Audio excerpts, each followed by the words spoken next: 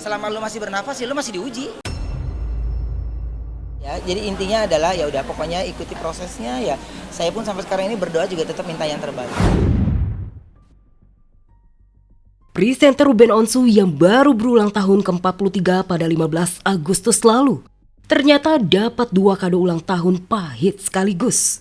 Mediasi hak asuh anak di Pengadilan Negeri Jakarta Selatan dinyatakan gagal. Dan kini yang terbaru, ia justru ditetapkan sebagai tersangka dalam kasus penipuan dan penggelapan oleh penyidik Polres Jakarta Selatan.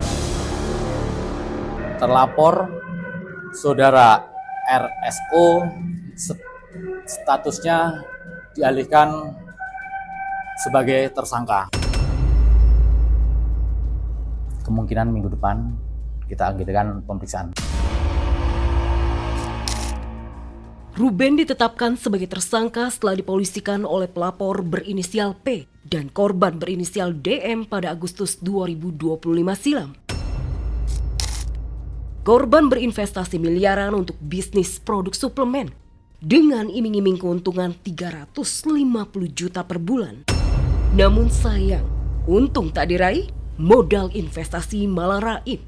Korban merugi sampai 3,5 miliar. Laporan kerugiannya itu bagian dari materi penyidikan rekan-rekan, nanti pada akhirnya kami akan sampaikan. Ya udah jalanin aja. Persiapannya apa? Menyandang status tersangka kasus dugaan penipuan dan penggelapan dana investasi jelas menjadi pertanda buruk untuk masa depan Ruben.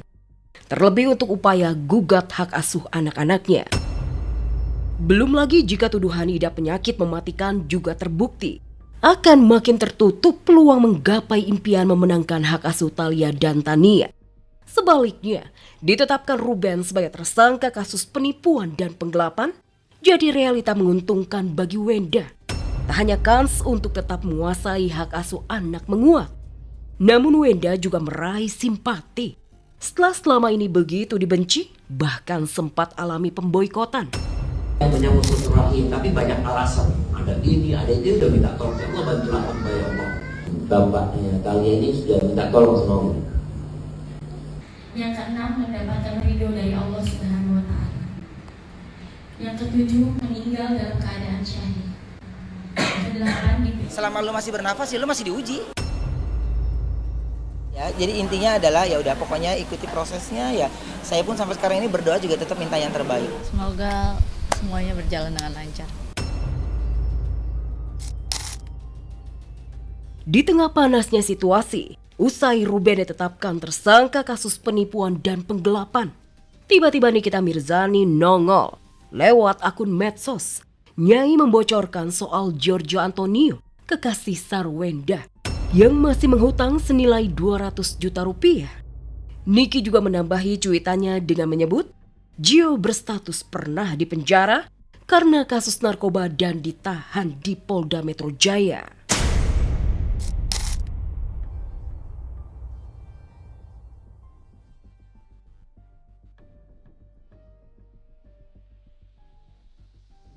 Terlahir jadi anak artis senior Ikang Fauzi dan mendiang Marissa Haque, ternyata tidak membuat Marsha Cikita Fauzi alias Ciki Fauzi sebagai anak papi mami yang manja. Ciki kini memilih jalan jadi relawan kemanusiaan dan sedang berada di Dusun Ronting, Desa Satar Kampas, Kecamatan Lambaleda Utara, Kabupaten Manggarai Timur, untuk membantu korban gempa Nusa Tenggara Timur. Demi menyalurkan bantuan, Ciki bersama tim relawan rela menempuh perjalanan puluhan jam lewat jalur laut. NTT porak-poranda, korban masih terus bertambah. Dan hingga kemarin gempa-gempa susulan pun masih terjadi. Sambil ulurkan bantuan, Ciki ikut merasakan betapa dahsyatnya gempa susulan bermagnitudo 5,2 yang berkali-kali terjadi di Manggarai Timur, Kamis 20 Agustus 2026. Halo, Assalamualaikum, saya Ciki Fauzi melaporkan dari Dusun Ronting dan sekarang jam 6:16 sore waktu Indonesia Timur. Situasi di sini barusan banget terjadi gempa lagi yang cukup mengguncang, mungkin kurang lebih sekitar 4 atau 5 skala Richter ya. Dan jeda antara satu gempa ke gempa lain tuh sekitar 15 menit, 30 menit, jadi cukup intens. Ini jam sekitar 6.47 waktu sini. Lihat semua orang langsung keluar. Tadi kita dari tenda. Ini bener intens gempa, tapi yang barusan nih goyang banget, sampai mobil goyang, sampai Rumah kita depannya. depan rumah kita runtuh-runtuh gitu. Kayaknya termasuk rumah yang kuat. Kita lagi di tenda.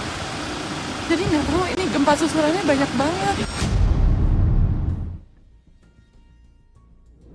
Jantung berdegup kencang akibat guncangan gempa. Namun tidak membuat surut langkah Cike Fauzi menunaikan tugas mulia menjadi relawan kemanusiaan. Tak hanya ikut menyalurkan bantuan, Cike Fauzi juga memberikan hiburan dan trauma healing kepada anak-anak korban bencana.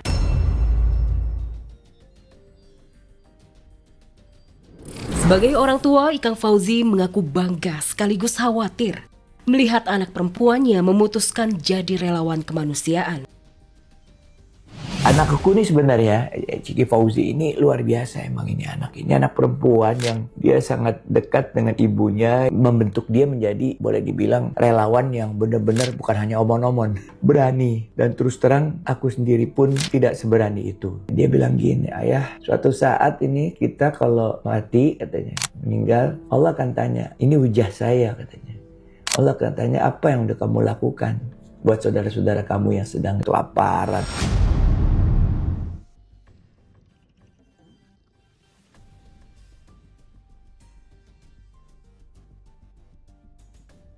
Demi menjaga body goals di usia kepala 4 dan aktif jadi juri DMD panggung rezeki yang mengharuskan syuting setiap hari, tentunya butuh fisik yang tetap prima.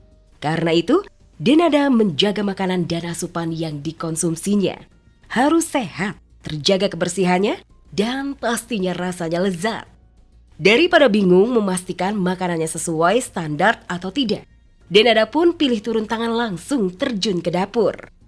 Dena juga kerap memposting hasil masakannya. Yang kali ini, ia memilih menu tahu bakso kukus untuk ia masak dan konsumsi. Kalau gini, ini kalau katanya jadi dikukus. Enak banget. Ya, sudah 3 tahun belakangan Denada memang memilih pola hidup healthy food. Ibu 2 anak ini bahkan sudah tidak makan nasi. Ia juga tidak lagi mengkonsumsi gula sejak 2023 lalu. Sebagai gantinya, ia hanya makan makanan sehat, seperti buah dan sayuran. Tuh guys, ini es-esan aku, tapi ini versi sehat. Nggak pakai gula, nggak pakai macem-macem. Dan ini adalah makanan yang tidak pernah tidak ada di rumah aku. Paling banyak tuh aku makan adalah blueberry sama strawberry sama raspberry. Pokoknya berry-berryan itu yang aku makan sama alpukat. Gak heran berkat konsistensinya, dalam kurun waktu 2 tahun, Denada berhasil menurunkan berat badan hingga 10 kg.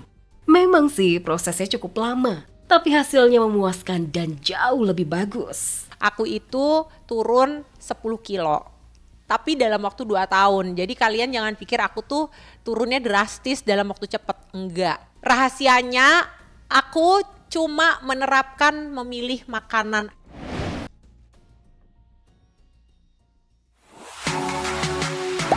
Gak sempat baca? Dengerin aja. Klik icon text to speech, gak pakai ribet di okezone.com.